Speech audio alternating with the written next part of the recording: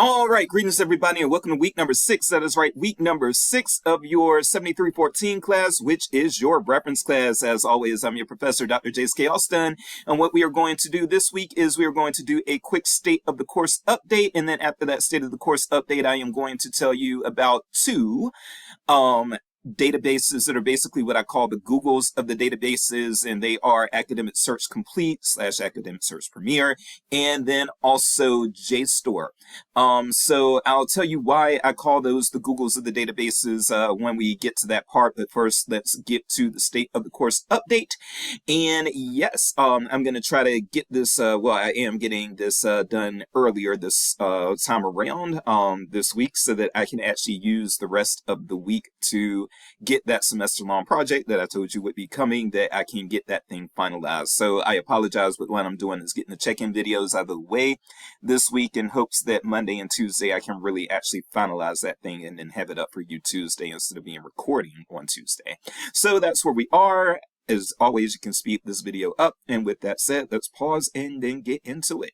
All right, so let me first start by mentioning that the webcam issue that you all were, that I was telling you all about for the past couple weeks or whatever, that I had done check-in videos, it is resolved in part because it was not the problem of the webcam. The ScreenPal software that I had to actually download onto my personal laptop, which as I told you before, I'm recording these on my personal laptop now. That ScreenPal software did not default into blurring the webcam when I downloaded it on the university computer, but it defaulted that on my personal computer. So really all I needed to do was, instead of getting a new webcam, all I needed to do was take that blur function off. And I don't know why it defaults into that anyway. It's not a good function, at least not in my opinion, but we don't have to worry about that anymore. So that is something that we no longer have to be concerned with, and I am happy about that. The next thing you all need to know is, again, I'm going to be getting those semester-long projects up this week. That is why I am recording earlier. It actually makes better sense for me to go ahead and record the check-in video on Sunday instead of on Tuesday, and then be working Monday and Tuesday on finalizing the semester-long project. But I have been at work. For course section 1, I am close to done with grading those first papers. I wanted to go ahead and get those graded so that you have those in plenty of time so that you can review your feedback before the Wikipedia edit. But that's a large part of what I've been doing this week, is getting those papers graded, among other things, other housekeeping, whatever the case may be. And yeah, just things are going on, but I am hard at work for you all, as I should be, because you all do pay good money to take this class. All of that money doesn't go to me, by the way. I just want that to be clear. But yes, so that is something. You will have those semester-long projects available this week. And so, yes, when it comes to the Wikipedia edit assignment, that's going to be due on March the 15th. Now, next week, I'm going to have a whole check-in video that's dedicated really to Wikipedia stuff, including some Wikipedia theories that I have and that sort of thing. But we are going to do that next week. And the reason why I'm actually doing this video before I do that video, why I'm doing the Academic Search Complete and JSTOR stuff before I do the Wikipedia edit assignment stuff in a check-in video, is because I actually think it's more helpful for you all to know about Academic Search Complete and JSTOR if you don't already, which I can tell from some of your papers that a lot of you actually do already know about Academic Search Complete. But if you don't, that is a good one to know about, and to know that it's at your fingertips, because you can get a lot of sources for your remaining papers in this class and throughout the rest of the program using Academic Search Complete or Academic Search Premier, whichever you have access to. And we actually have access to Academic Search Premier here at the college, but I'm going to explain that difference as well. And so, yeah, what I'll do is you can actually start, even after you watch this check-in video, if you want to start gathering sources, if you need extra sources, if you want to start gathering those sources for your Wikipedia edit assignment, you can go ahead and do that. A lot of what you would use would actually be on Academic Search Premier. You wouldn't have to get into more technical or more specialized databases. You could actually use the Googles of the databases, as if you will. So, yeah, there is a method to my madness there. We will have have our final sync session actually on March the 10th. So that's going to be week after next. So we are moving right along. And usually I don't have the sync sessions in that quickly in a course. Usually they do go into April, or at least in the late March. But that's just how the cookie crumbled this time around. So you're getting those out of the way pretty quick. Some of you like the sync sessions, and I apologize for those of you who like them if you're getting them done out of the way quickly. But for those of you who see the sync sessions as a chore or don't want to do them, then you're at least getting them out of the way early. And students vary greatly as to whether or not they like the sync sessions. And I think I've explained this before, but I'll explain again. That's why we have 3 and no more than that, because 3 is like the happy medium. 3 is for those who do like the sync sessions. They're like, okay, well, at least I get 3 instead of 0. But then the ones who don't like the sync sessions, they're like, oh man, I have to come to 5 sync sessions in some classes, or 6. Well, no, in this class you only have to do 3. So, again, it's our happy little medium there, and you're, again, getting them done early. All right. Other things to be aware of, let's go into these announcements really quick and just make sure. Yeah, there were a few optional things that you could access.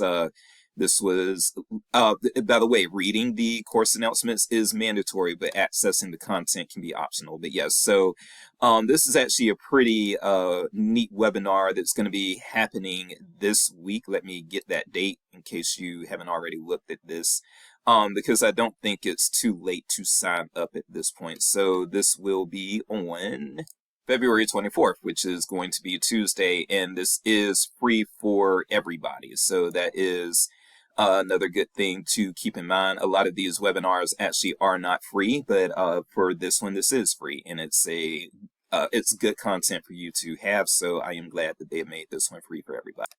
Now, as far as grading is concerned, because I do know that that is, of course, important to everybody as well. So again, I'm working steadily on grading those virtual reference practice papers. I am about 2/3 of the way done, I believe, with the section 1.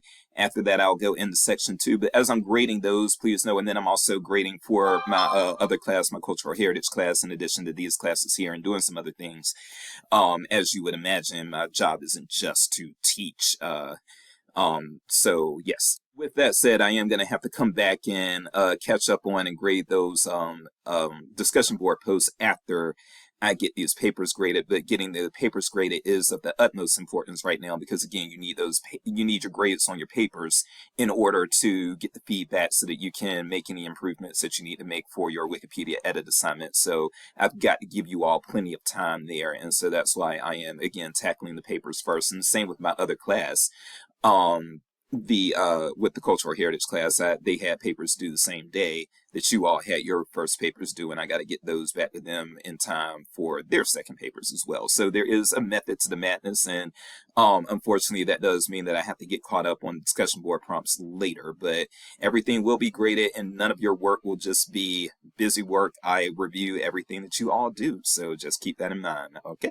And really, I think that's it for State of the Course updates. So from there, if you have any questions or anything, just reach out to me, or you can use the discussion board area for questions in order to ask me questions as well. But yes, you all are rolling right along, and I am pleased with the progress you are making. So with that said, we're going to go ahead at this point and shift gears from the State of the Course update to talking about Academic Search Premier, and then after we do Academic Search Premier, then we will talk about JSTOR.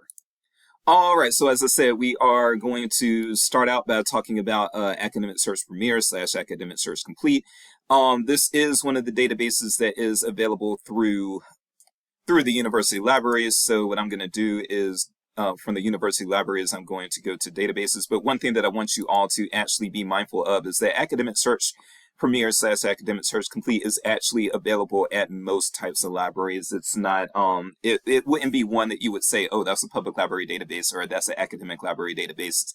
Public libraries, academic libraries, K-12 libraries, they tend to have this resource because, again, it's the Google of the databases, okay? So, and I'm going to show you all some basic search functionality with it. Now, first of all, you will see librarians, you will hear librarians using the terms Academic Search Premier and Academic Search Complete interchangeably. They are pretty much the same database. If you want to know what the difference is, Academic Search Complete is basically just the upper tier of Academic Search Premier. So Academic Search Premier has a lot of stuff, and I really do mean a lot of stuff in it.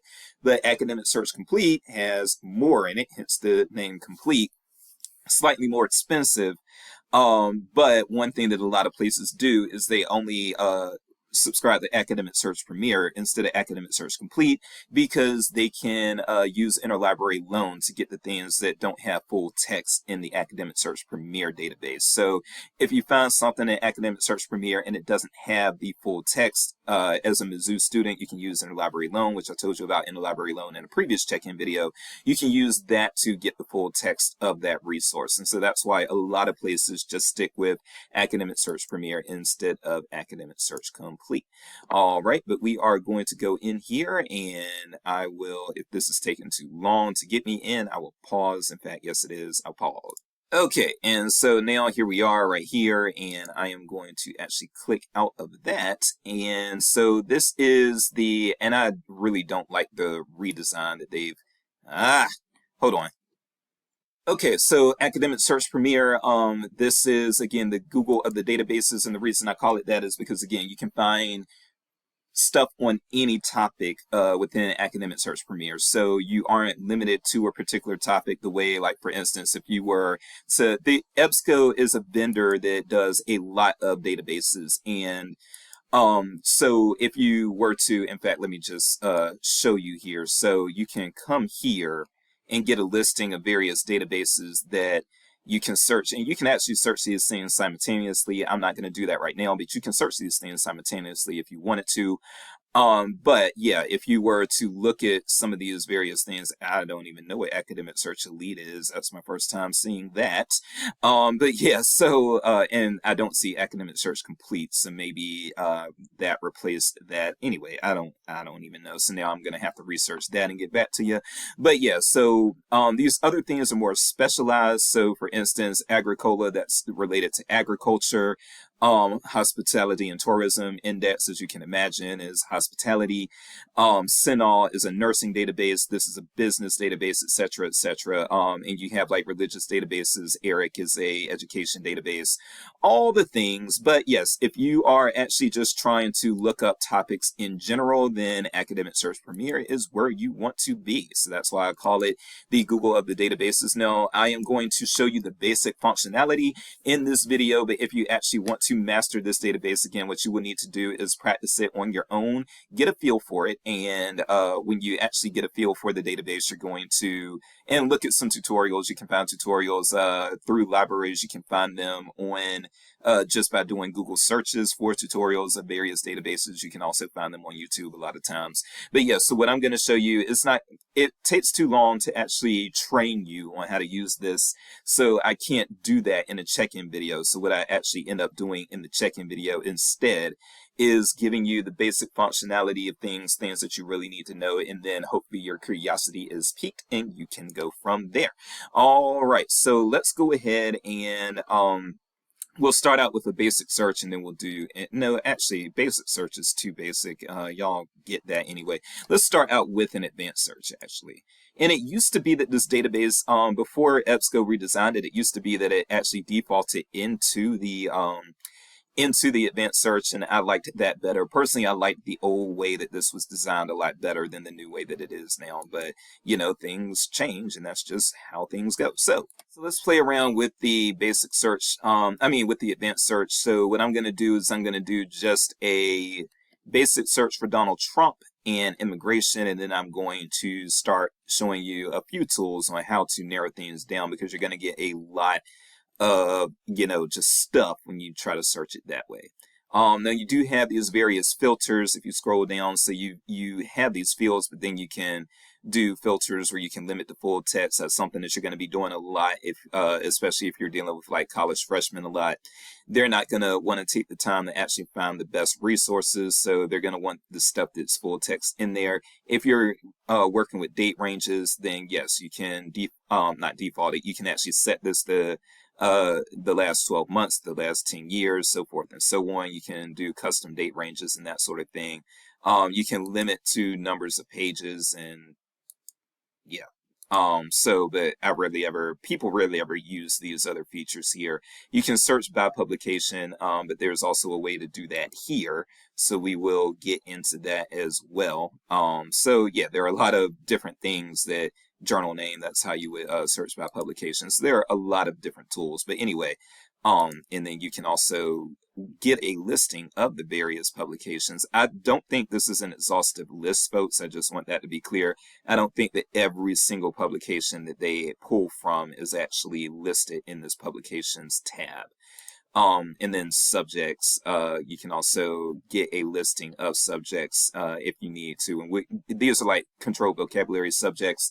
And you can type things in here, and we will come back to that. But right now, let's go ahead and execute that basic search. So let's say you have somebody and they wanted to do something related to Donald Trump, and spell his name right, and immigration. All right, so you're going to do this, and you're going to just get a ton of results, most likely. Got it. Okay, that actually isn't that many results, but it's still more than we wanted to deal with. I actually thought that this was going to bring me to like 10,000 or more results.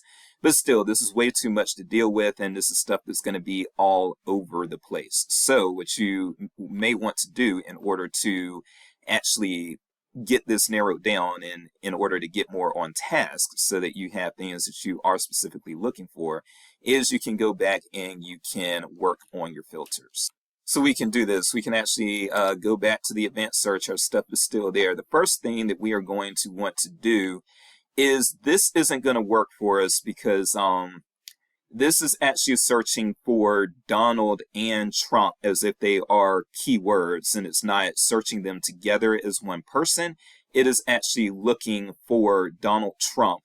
And as long as Donald and Trump are in there, even if it's not about Donald Trump, it could be about something that's related to somebody whose name is Donald, and if they trumped something or something like that, that would actually show up, okay? So here's one of the first things you're going to want to do, especially in this type of search wherein you've got a person. What you can do is try to find something that you think is actually about Donald Trump, okay? So what we can do, this looks like it would probably be about Donald Trump, and let me scroll down and see. Yes, so people. Here is what you're going to want to do to kind of clean this search up. You can actually click this, and this will start you on a new search. Or it should have, because that's how it used to do. But there's something else we can do, and that's going to be, I'm actually going to click back here. And there's more than one way to skin a cat. What I will do is I will copy this, so that will probably be the better bet here. And then, yeah, I'll go back to results, but then what I'll do is I'll go to advanced search.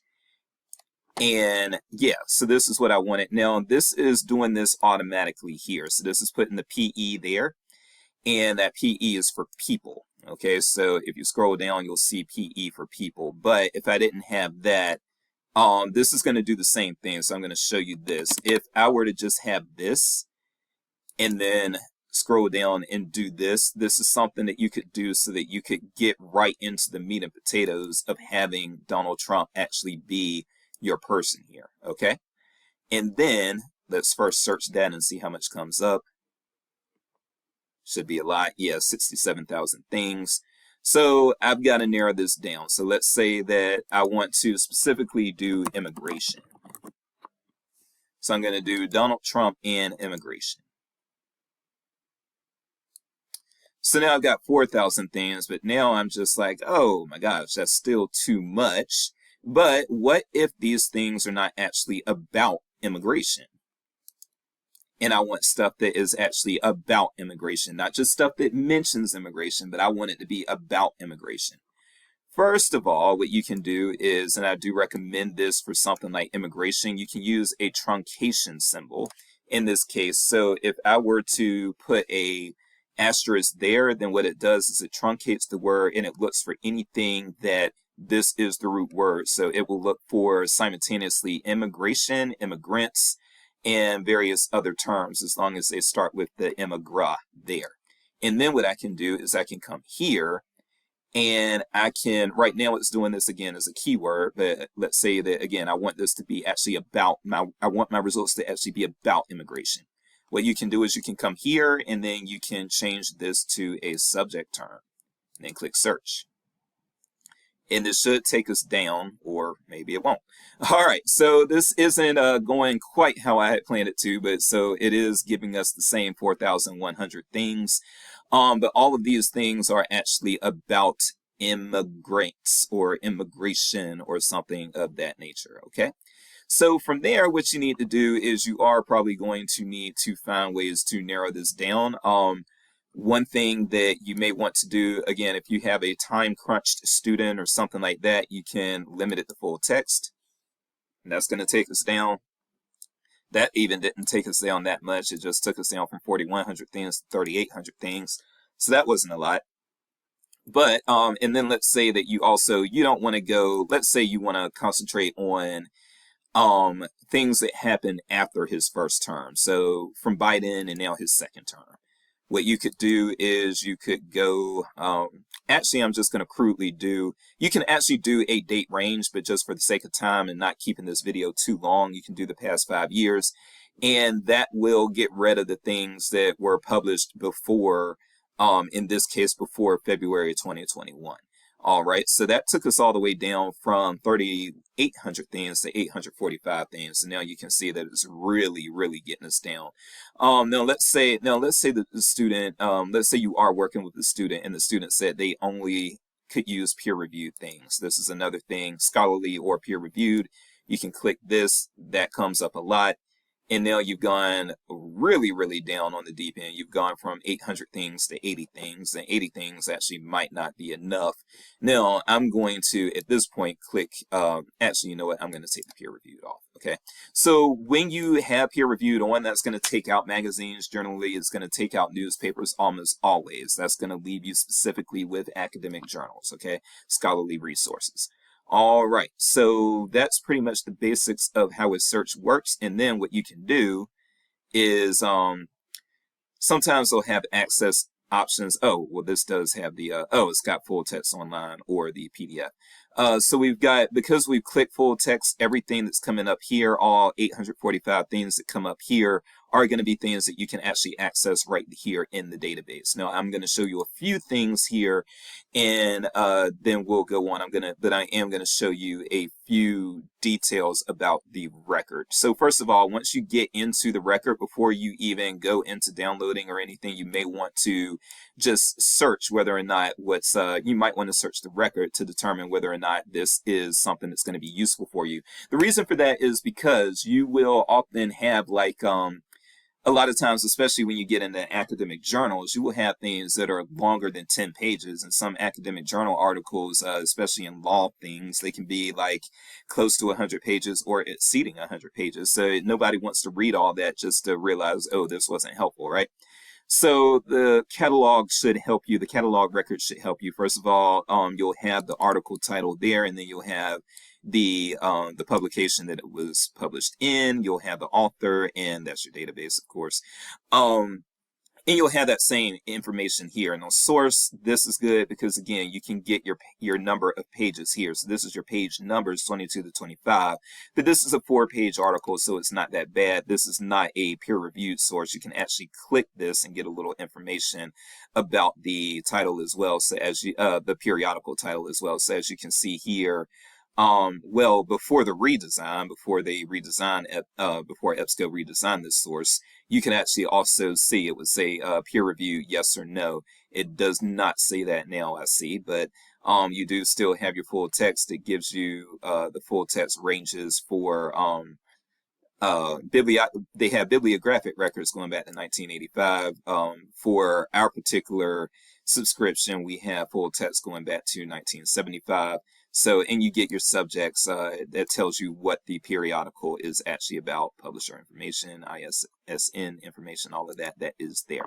All right, but let's go back out here. You got source, you got document type, there's an article, search subject terms, and you can actually click these and get a new search going from clicking your subject terms and that sort of thing. So that can be very useful. The subject terms that were cataloged to this particular article include political persecution, right-wing extremism, and right and left for political science, okay? Company or entity that is mentioned. So this article obviously talks a lot about ICE. So ICE is actually given as controlled vocabulary as well. And when I say controlled vocabulary, what I mean is controlled vocabulary is something so that when you, like, let's say that some people are trying to search immigration and customs enforcement and some people are trying to search ICE. Controlled vocabulary allows you to get all of that under one piece of vocabulary so that you can just search this actual term and it will bring back the things that are about ICE, whether or not you are actually typing in ICE or you are typing in immigration and customs enforcement or you are typing in U.S. immigrations and customs enforcement. People, that's another thing that this is cataloged too. So this is controlled vocabulary as well. As I mentioned, the abstract is a very important piece, y'all. So the abstract is basically a 1 to 3 paragraph summary of the article's contents. And so I always recommend that students look at the abstract first before they actually access the material, and the abstract will let them know whether or not this is something that is actually going to be helpful for their research need and what they are attempting to do. Then you get a word count. The word count is helpful to know how long it is and whether or not it will be too long for you or not. And then, yeah, if everything looks good, if you like what the abstract says and all these other things work out to your favor, then what you can do is you can go to your access options. And let's say I did want to go ahead and just download the PDF. I could click PDF and all right, and then I have my full text PDF right there, and that does include, when you have PDFs, you can also get the images and things like that generally. And then you have the ability to do certain things from here. So you do have a little menu of possibilities here. I'm actually going to go back to the catalog record here. And then just show you all from there. Now this menu, it did show up kind of at the top once I was actually in the article, but now it's over here. But these are things that I want you all to be aware of as well. First of all, you can use this to, if you want to download the PDF, you can do that from there, or you could again actually click on the PDF and download from there. If you wanted to share, then this is something that you could email, you could create a link. And that's what I do when I'm creating classes and things like that. If I have readings that I want you all to have, then I create a link out of the database and then put the link in Canvas. So you can create a link, and that link will be a permalink that you can, and it will be proxied, as you see there. So these are proxied. So it will be a link that you can actually use to allow somebody to get access to this, as long as they have access to the University of Missouri resources. Now, if they don't have that, then what you're probably going to need to do is download the article and then send it to them that way and that sort of thing. But there are other methods for sharing. You got Google Drive, OneDrive, that sort of thing. And then most of the time, this will vary by article, but sometimes you can actually email the PDF from out of here, and then sometimes you're just emailing a link. So that will vary from article to article and from source to source. You can add this to a project. I really never ever do that, but I have what you can do if you create a MyEBSCO login, which should be free, then you can also save this and it will appear in your saved results later. So that's very useful. And the final thing that I want to show you all from here is that this has varying usage. Okay. So when you're actually, and this is wrong, so it's a good example for me to say, the thing about the citations is that nothing is actually, you can click cite and you can use the citations that get generated as a starting point. It's perfectly fine to use these as a starting point, but you have to check them over. You cannot just assume that the database has these things right. It's a computer that is generating these citations, and that computer is only accurate 80% of the time. 80% might sound good, but that does mean that if you have 10 references in a APA style paper, then if there's a 80% correct correct percentage rate, then that means that there's a good chance that 2 to 3 of your sources are still formatted incorrectly with the computer generated format. And as you can see right here, if you paid attention to my instruction to you about the about the 2 common APA mistakes, you will see that these mistakes are being made here. The right is actually not a proper noun, but I think that the AI that was generating this sees the right as a proper noun, but it's not.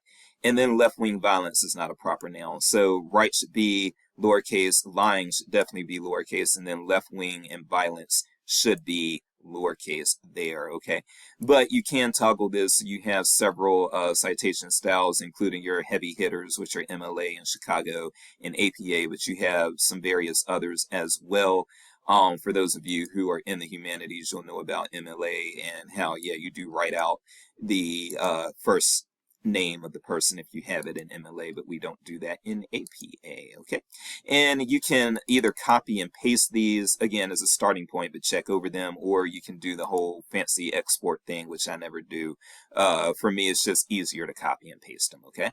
All right, and so that is the basics. Now, there are other things that Academic Search Premier / Academic Search Complete can do, or if it's Academic Search Elite now, that it can do. But what I will, again, say is I do recommend that you, if you want to really master this database, go ahead and watch some tutorials and then also get some practice on the database. And when you are, if you're going to be a reference librarian, you are going to want to use your downtime to practice on the databases and that sort of thing. All right, so that's it for Academic Search Complete. We are going to move through JSTOR a little more quickly. We'll probably move through that within about 8 minutes. So this should be a 39-minute check-in video unsped, and of course you can speed it up. All right, so the next thing we're going to do is look at JSTOR, and then we will call it a night from there. So JSTOR, we are going to go in here, and JSTOR is also another one of these, what I would call Googles of the databases. The difference with JSTOR is basically a dumping ground, and it's very, very historical, okay? So again, when I say it's historical, what I mean is that JSTOR, you will not find very much stuff that is 5 years old or younger or newer in this particular database. Most of the content in JSTOR is going to be at least 5 years old, but things in JSTOR, actually, I've seen things go back to the 1600s in JSTOR. So it's really a dumping ground for a lot of historical stuff, and it is a great tool for building up a resources page quickly. The downside of JSTOR, or one of the downsides of JSTOR, is that the searches are not powerful. So when you get into JSTOR, yes, you will get a lot of stuff back. You will get a lot of stuff, a ton of stuff that comes back when you are searching JSTOR. But the downside of that is a lot of that stuff is going to be junk. A lot of that stuff is going to be garbage that you don't actually need. It's going to be off topic. JSTOR does not search with the type of precision that Academic Search Complete searches with. But there is, again, a lot of stuff in JSTOR, and so, again, you can build up a references list very quickly. And if you are doing a dissertation, JSTOR is going to be one of your best friends because, yeah, you need to be saturated with literature, as they say, when you are doing a dissertation, and I know that process well, and JSTOR will definitely saturate you. So what you can do if you need to do any searching in JSTOR, I'm actually going to do the same thing. Oh, I actually had 2 things there, so I didn't need to do that. But again, so the control vocabulary in JSTOR just isn't as strong. So what I'm going to do is I am going to put Donald Trump here, but I'm going to put it in quotation marks, okay? And then I'm going to do Emma Gra. I'm going to do the same thing. I believe the truncation field is the same. No, you can change these. And actually what I would recommend is, in this case, actually, I'll show you this.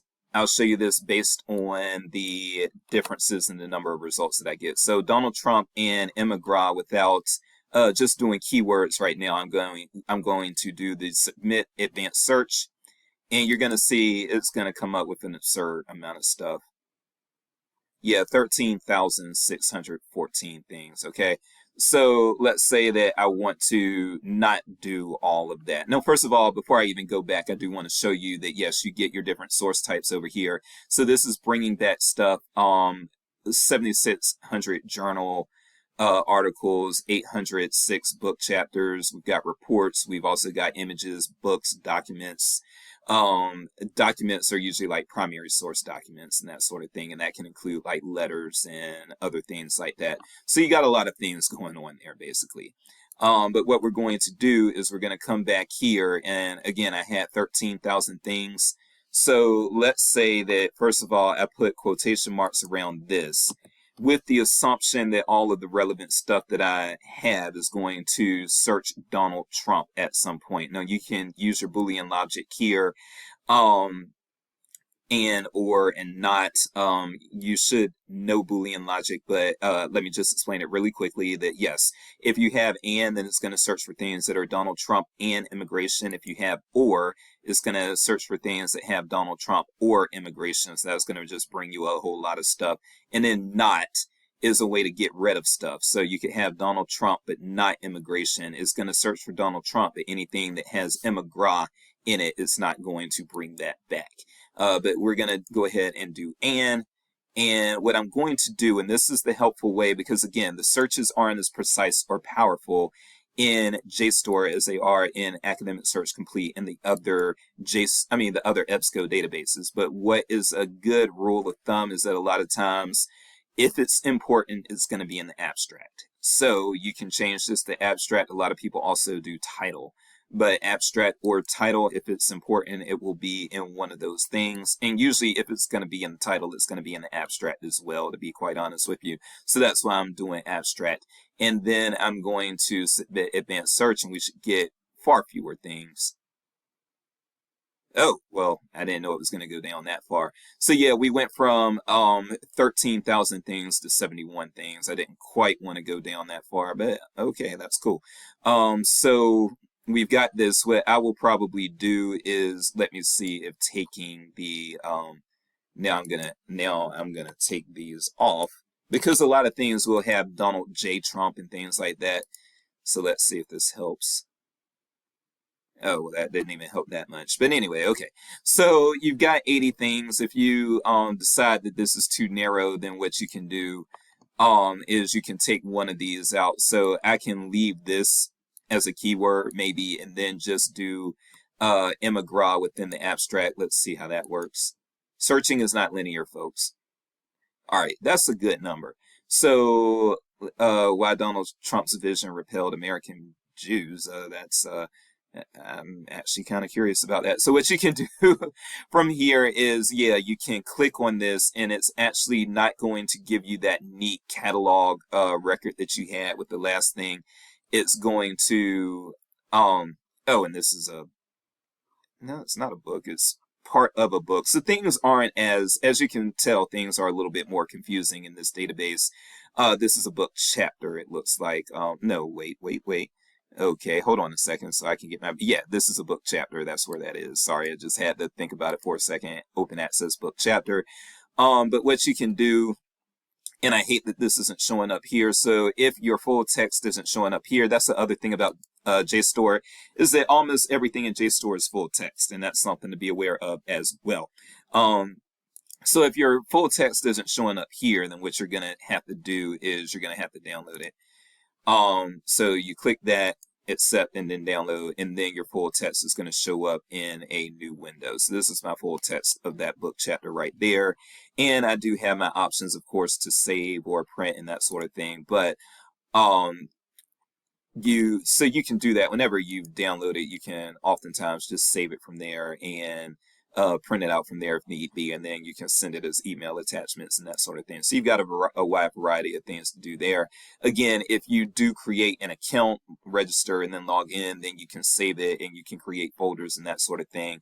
And again, the tool for so repelled should be lowercase there, and as you can see, it's not. So we got the same problem here. But yeah, for citations, you can at least copy and paste these and then double check. So I would use those citations as a starting point, but I would not, again, trust them. Now, another thing to be aware of with JSTOR is that when you go out here, you can, again, and this is why I wanted this number of results so that I could show you that you could actually limit by a few other things here. So you could limit by the subject of the source that it's coming out of. So whatever this book was, if it were um, clearly it's probably not African American studies. So there are 14 things that are cataloged as African American studies resources. There are 23 things that are cataloged in the anthropology and so forth and so on. And you've got 51 more things. So this is a way to narrow results. And then also, let's say that I only wanted book chapters. I didn't want to deal with journals at all. You could click this and this will automatically update from that 600 something to that 72. And then you would go down from here and everything here would be a book chapter unless it was cataloged incorrectly. All right, so those are your Googles of the databases. I will go ahead and end it here. But yes, so that's your intro, and practice makes perfect. If you want to learn these, you need to practice. But again, now is a good time for me to stop this video. So I will say I am Dr. Jace, and it is good to know about JSTOR and Academic Search Complete just in case. That just in case being just in case you don't know what specific subject database you would want to go into. Something might be multidisciplinary, and so when something is multidisciplinary, then these are the databases that you want to go to. All right, so I will leave it there, and yes, again, I hope you sped this up, and I will see you next week with a Wikipedia check-in video.